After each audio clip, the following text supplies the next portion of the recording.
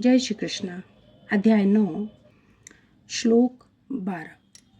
अनुवाद। जो लोग इस प्रकार मोहग्रस्त होते हैं वे आसुरी तथा नास्तिक विचारों के प्रति आकृष्ट रहते हैं।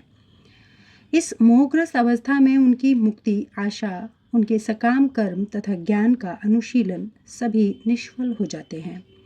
तात्पर्य: ऐसे अनेक भक्त हैं जो अपने को कृष्ण भावनामृत तथा भक्ति में रत दिखलाते हैं, किंतु अंतःकरण से वे भगवान कृष्ण को परब्रह्मा नहीं मानते।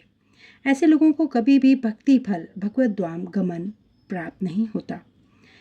इसी प्रकार जो पुण्य कर्मों में लगे रहकर अंतोत्गत्वा इस भगवत बंधन से मुक्त होना चाहते हैं वे भी सफल नहीं हो पाते, क्योंकि वे कृष्ण का उपहास करते हैं। दूसरे शब्दों में, जो लोग कृष्ण पर हंसते हैं उन्हें आसुरी या नास्तिक समझना चाहिए। जैसा कि 7वें अध्याय में बताया जा चुका है, ऐसे आसुरी दुष्ट कभी भी कृष्ण की शरण में नहीं जाते। अतः परम सत्य तक पहुँचने के उनके मानसिक चिंतन उन्हें इस मिथ्या परिणाम को प्राप्त कराते हैं कि सामान्य जीव तथा कृष्ण एक समान है।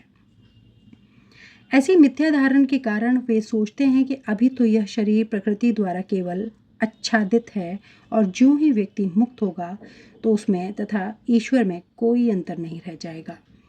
कृष्ण से समता का यह प्रयास भ्रम के कारण निष्फल हो जाता है। इस प्रकार का आसुरी तथा नास्तिक ज्ञान अनुशीलन सदैव व्यर्थ रहता है। यही इस श्लोक का संकेत है। ऐसे व्यक्तियों के लिए वेदांत सूत्र तथा उपनिषद जैसे वैदिक वाणिज्य के ज्ञान का अनुशीलन तथा निष्फल होता है।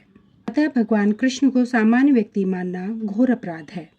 जो ऐसा करते हैं वे निश्चित रूप से मोहग्रस्त रहते हैं, क्योंकि वे कृष्ण के शाश्वत रूप को नहीं समझ पाते। बृहदृष्णु स्मृति का कथन है, जो कृष्ण के शरीर को भौतिक मानता है उसे श्रुति तथा स्मृति के समस्त अनुष्ठानों से वंचित कर देना चाहिए।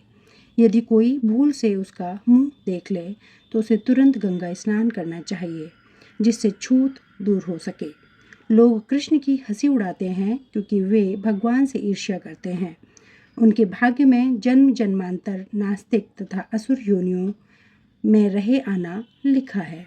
उनका वास्तविक ज्ञान सदैव के लिए ब्रह्म में रहेगा और धीरे धीरे वे सृष्टि के गहनतम अंधकार में गिरते जाएंगे।